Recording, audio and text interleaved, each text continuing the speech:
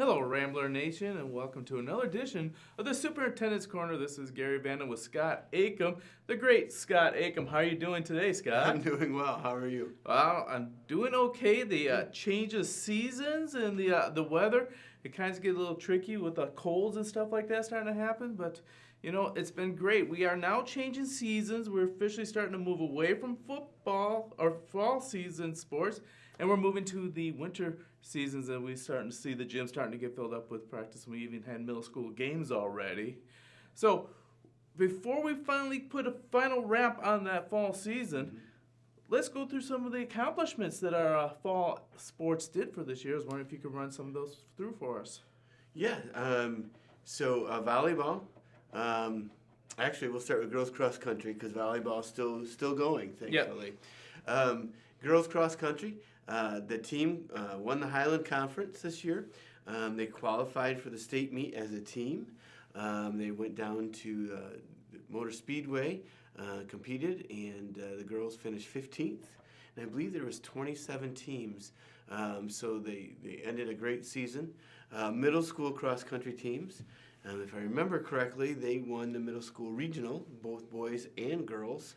That was held in Cadillac, so a successful season for them as well. So I do remember Mr.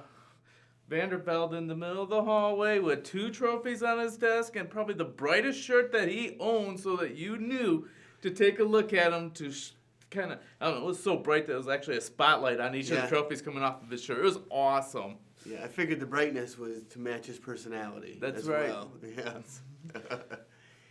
Well, I'll let you know, our football team had a fantastic season. They were able to win the Highland Conference, going undefeated. They did beat Beale City. That was a great accomplishment. Finished the regular season 8-1. They went to the playoffs, won the pre-district against Harrison, and then they lost in the district finals at North Muskegon in a very hard-fought battle. So they finished the season 9-2 in the district finals and Highland Conference champions. And as I preluded to earlier, is volleyball. Our volleyball team has had a successful year. They won districts last week.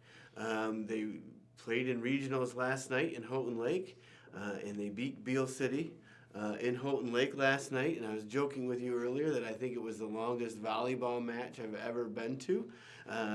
It was a great match. The girls showed some good resolve, some grit. They pulled off the victory in the 5th set. And they play tomorrow night at 6 o'clock versus Roscommon in Houghton Lake. Interesting little tidbit. Do you realize in this postseason they're all the way to the regional finals and they've only faced Highland Conference opponents? No kidding. No kidding. I didn't know that. That says a lot for the conference. It does. Yeah. All right, so that's going to put a little bow on the fall season as we're now getting ready for the winter season. Speaking of which, I was wondering, do we have any updates about the bond and projects going on around school? Yep, so the bond, the track project is complete. The middle school gym project, the secure entries are complete. We're finalizing our billing and seeing where we're at. We will need to borrow some money from this upcoming sinking fund or from some different school accounts we were over budget as we knew going into for the track, but not nearly as high as we had thought. So we will have to borrow some funding for that. But the track looks great. Everything looks great. It's functioning very well. Excited to host some track meets this spring. But we are out for bid right now for some roofing projects. We have some sections of their roof that were built in, I think, 1988.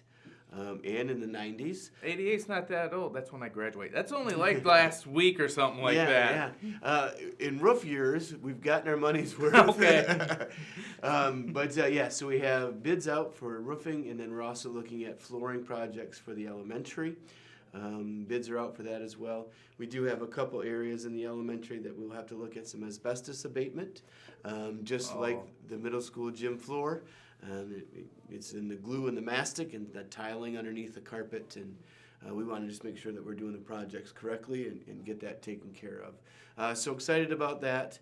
We're going to have some of our wooden doors, our old wooden doors, still in the classrooms and frames replaced over Christmas break with metal doors and just helping with that security.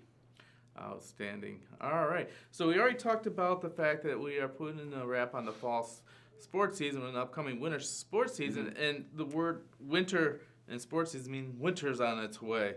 Oh, would you like to remind us about the procedures about how things are going to go with snow days, 2-hour delays? You know, sometimes people are like, well, how can we tell the full day off instead of just doing a 2-hour delay? What the pros and cons of each of those and how we're going to find out about. And there's a change from last year the way you did it, correct? Yeah, a slight change. More of a change of notifications of how we're going to notify people. But yeah, snow days, like when I took the superintendent's role, my first start was in January. I started mid-year, and no one told me in all my classes and all my prep work and my administrative days, no one said, Scott, one of the most stressful things you're going to do is snow days. It is super stressful to close school. You can't win. Some people are, yep, should have closed. Others are like, nope, we should have gone. But it is very stressful, but we want to rank student safety as our number one priority. So snow days, yes, we will have, I'm sure, some snow days, hopefully not many this year, but we'll also look at doing 2-hour delays.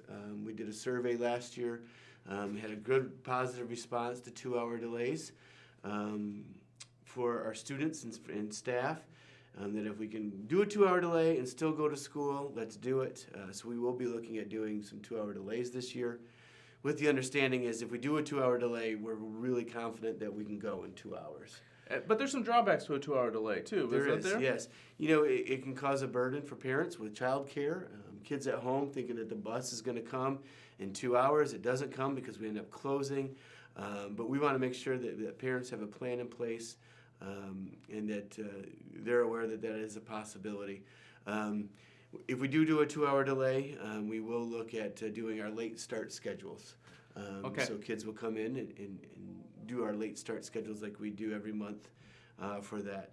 Anything longer than a 2-hour delay is just, if you look at a 3-hour delay, it just throws off everything. Kids are coming in and they're already late for lunch. Yes. So it just throws a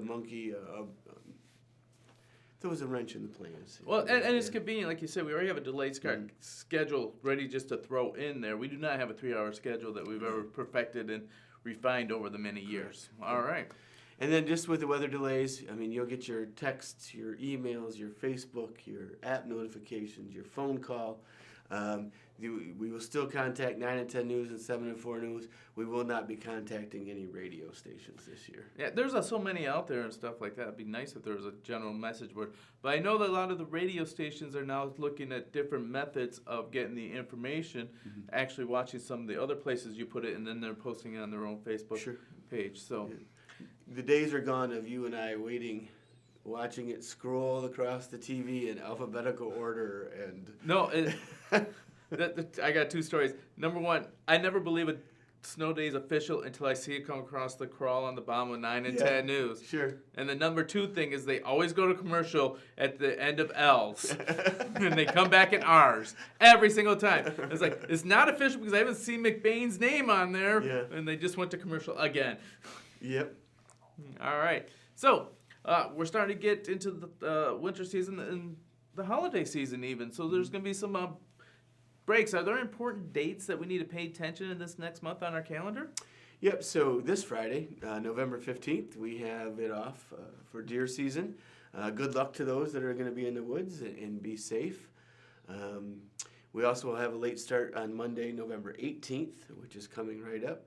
And then a half a day Wednesday on November 27th. For Thanksgiving, and then we'll return to school on December 2nd on that Monday.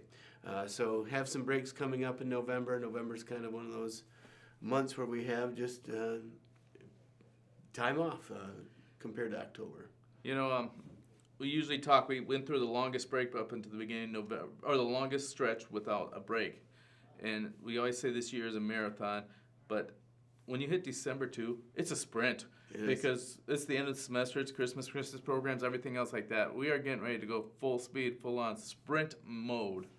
And so that is something I'm kind of looking forward to. Yeah, absolutely. All right. Okay, so I have to preface this with An elementary student shared this joke with me, and I asked permission to use it, okay? All right. So, what do you call a dinosaur that has gas? Petroleum source? A blast from the past. Oh my goodness. This has been Gary Vanna. Scott Acom. Feel the wheel.